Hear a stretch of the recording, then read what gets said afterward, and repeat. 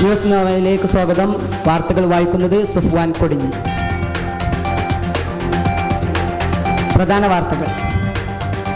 India Pakistan യുദ്ധം അവസാനിപ്പിച്ചു, Nobel പ്രൈസിന് അർഹനെന്ന് ട്രംപ്. തമിഴ് സിനിമാ ലോകം ഗസക്കൊപ്പം, ഫലസ്തീൻ ഐക്യദാർഢ്യം പ്രഖ്യാപിച്ച് താരങ്ങൾ. CPMന്റെ ഇഫ്താർ സദസ്സ് വിവാദമായതോടെ പാർട്ടി പിന്മാറി.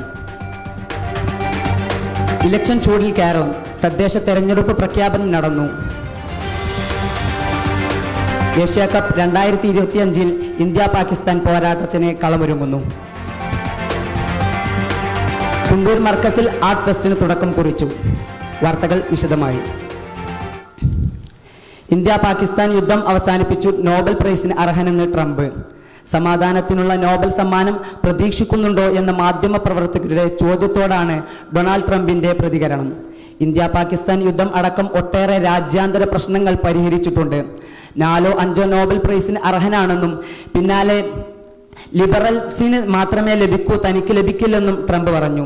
കാങ്കോയും റുവാണ്ടയും തമ്മിലുള്ള സംഘർഷം അവസാനിപ്പിച്ചെന്നും ഇരു രാജ്യങ്ങളും സമാധാന കരാറിൽ ഒപ്പുവെക്കുമെന്നും അറിയിച്ചുള്ള സാമൂഹ്യ മാധ്യമ പോസ്റ്റിൽ ഇന്ത്യ പാക് സംഘർഷം അവസാനിപ്പിച്ചതായി അവകാശപ്പെട്ടു.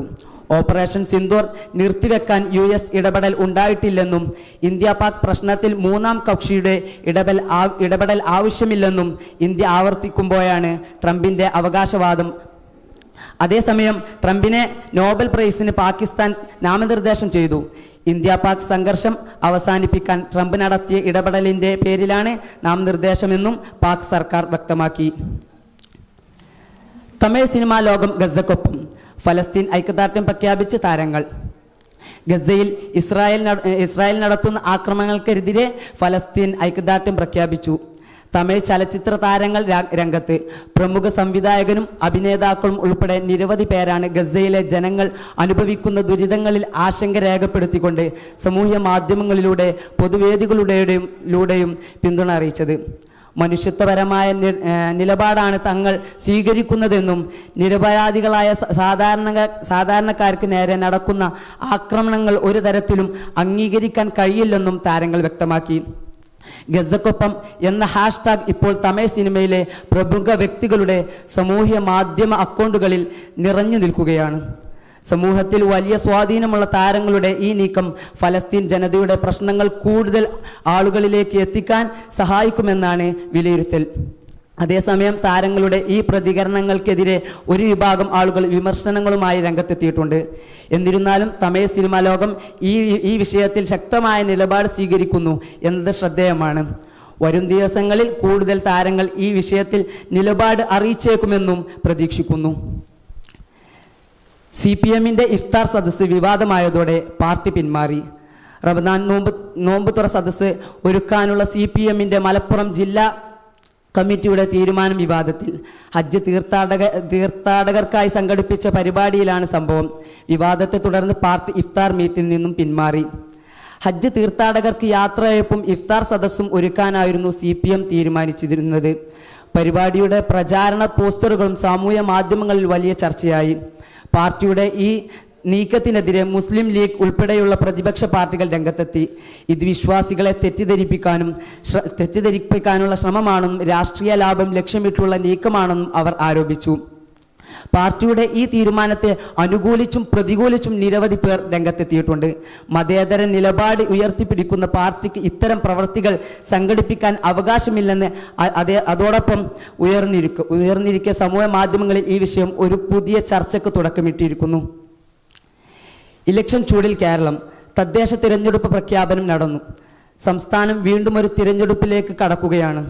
തദ്ദേശ സ്വയംഭരണ സ്ഥാപനങ്ങളിലേക്കും തിരഞ്ഞെടുപ്പ് പ്രഖ്യാപിച്ചതോടെ കേരളം തിരഞ്ഞെടുപ്പ് ചൂടിലായി. ഗ്രാമപഞ്ചായത്തുകൾ, ബ്ലോക്ക് പഞ്ചായത്തുകൾ, ജില്ലാ പഞ്ചായത്തുകൾ, മുനിസിപ്പാലിറ്റികൾ, കോർപ്പറേഷനുകൾ എന്നിവിടങ്ങളിലേക്ക് വോട്ടെടുപ്പ് നടക്കുന്നത്. പ്രധാന രാഷ്ട്രീയ പാർട്ടികളെല്ലാം ഇതിനോടകം തന്നെ തിരഞ്ഞെടുപ്പ് പ്രവർത്തനങ്ങൾ സജീവമാക്കിയിട്ടുണ്ട്. സ്ഥാനാർത്ഥി നിർണയം, പ്രചാരണ തന്ത്രങ്ങൾ, വാഗ്ദാനങ്ങൾ എന്നിവയെല്ലാം അണിയറയിൽ ഒരുങ്ങിക്കഴിഞ്ഞു. ഇത്തവണത്തെ തെരഞ്ഞെടുപ്പിൽ യുവ വോട്ടർമാരും കന്നി വോട്ടർമാരും നിർണായക ശക്തികളാകുമെന്നാണ് കരുതപ്പെടുന്നത്. സോഷ്യൽ മീഡിയ വഴിയുള്ള പ്രചാരണങ്ങളും വലിയ പ്രാധാന്യം ലഭിച്ചിട്ടുണ്ട്. രാഷ്ട്രീയ പാർട്ടിക്കൊപ്പം സ്വതന്ത്ര സ്ഥാനാർത്ഥികളും ശക്തമായ മത്സരത്തിന് കളമൊരുക്കുന്ന കേരളത്തിൻ്റെ രാഷ്ട്രീയ അന്തരീക്ഷം കൂടുതൽ ചൂടുപിടിക്കുമെന്ന് നമുക്ക് നോക്കിക്കാണാം. ഏഷ്യ കപ്പ് 2025 ഇന്ത്യ പാകിസ്ഥാൻ പോരാട്ടത്തിന് കളമൊരുങ്ങുന്നു. ദുബായ് ഇന്റർനാഷണൽ ക്രിക്കറ്റ് സ്റ്റേഡിയത്തിൽ നടക്കുന്ന സൂപ്പർ 4 മത്സരം ഇന്ത്യൻ സമയം രാത്രി 8-ന് ആരംഭിക്കും.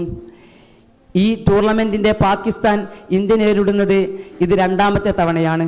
കഴിഞ്ഞ ഞായറാഴ്ച സെപ്റ്റംബർ 14-ന് നടന്ന ആദ്യ ഏറ്റുമുട്ടലിൽ സൂര്യകുമാർ യാദവിന്റെ നേതൃത്വത്തിൽ ഇന്ത്യ 7 വിക്കറ്റിന്റെ ഉജ്ജ്വല വിജയം നേടി ആരാധകരെ ആവേശത്തിലാക്കിയിരുന്നു. അവസാന മത്സരത്തിൽ ഒമാനെ തോൽപ്പിച്ചാണ് ഇന്ത്യ വരുന്നത്. അതേസമയം UAEക്കെതിരെയുള്ള നിർണായക മത്സരത്തിൽ 41 റൺസിന്റെ ജയം നേടിയാണ് പാകിസ്ഥാൻ സൂപ്പർ 4-ൽ പ്രവേശിച്ചത്. ഗ്രൂപ്പ് ഘട്ടത്തിൽ നടന്ന മത്സരത്തിൽ പാകിസ്ഥാനെതിരെ അനായാസ ജയം നേടിയ ഇന്ത്യ ഇന്ന് ജയിച്ച് കയറുമെന്ന് തന്നെയാണ് കരുതുന്നത്. കുണ്ടൂർ മാർക്കസിൽ ആർട്ട് ഫെസ്റ്റിന് തുടക്കം കുറിച്ചു. കലാരംഗത്ത് കേരളത്തിൽ ഏറെ അറിയപ്പെടുന്ന കുണ്ടൂർ മാർക്കസിൽ കഴിഞ്ഞ വെള്ളിയാഴ്ചയോടെയാണ് ഈ വർഷത്തെ ഫെസ്റ്റ് ആരംഭിച്ചത്. കുട്ടികളിലെ നൈസർഗികമായ കഴിവുകൾ വളർത്തുക എന്ന ലക്ഷ്യത്തോടെയാണ് ഫെസ്റ്റ് നടത്തുന്നത്. വംശത്തെ നേരിട്ടുകൊണ്ടിരിക്കുന്ന ഫലസ്തീൻ ഐക്യദാർഢ്യം ഒലീവ് എന്ന നാമം ഏറെ ശ്രദ്ധേയമായിട്ടുണ്ട്. മർക്കസിൽ നിന്ന് ഹിഷാം നമ്മോടൊപ്പം ചേരുന്നു.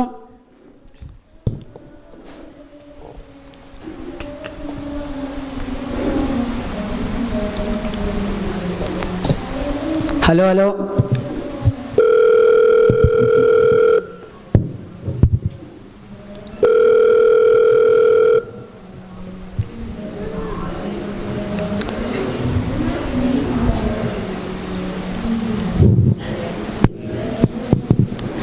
കുണ്ടൂർ മർക്കസ് കലാരംഗത്ത് കൈവരിച്ച എല്ലാ നേട്ടങ്ങൾക്കും പ്രധാന കാരണം അതാത് വർഷങ്ങളിൽ നടക്കുന്ന ഫെസ്റ്റുകളാണ്.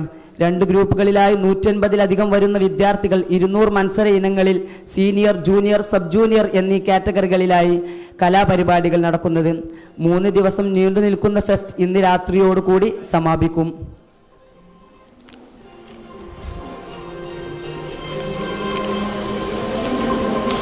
പ്രധാന വാർത്തകൾ ഒരിക്കൽ കൂടി. ഇന്ത്യ പാകിസ്ഥാൻ യുദ്ധം അവസാനിപ്പിച്ചു. നോബൽ പ്രൈസിന് അർഹനെന്ന് ട്രംപ്. തമിഴ് സിനിമാ ലോകം ഗസക്കൊപ്പം. ഫലസ്തീൻ ഐക്യദാർഢ്യം പ്രഖ്യാപിച്ച താരങ്ങൾ. CPMന്റെ ഇഫ്താർ സദസ്സ് വിവാദമായതോടെ പാർട്ടി പിന്മാറി. ഇലക്ഷൻ ചൂടിൽ കേരളം. തദ്ദേശ തെരഞ്ഞെടുപ്പ് പ്രഖ്യാപനം നടന്നു. ഏഷ്യ കപ്പ് 2025 ഇന്ത്യ പാകിസ്ഥാൻ പോരാട്ടത്തിന് കളമൊരുങ്ങി. കുണ്ടൂർ മർക്കസിൽ ആർട്ട് ഫെസ്റ്റിന് തുടക്കം കുറിച്ചു. Thank you.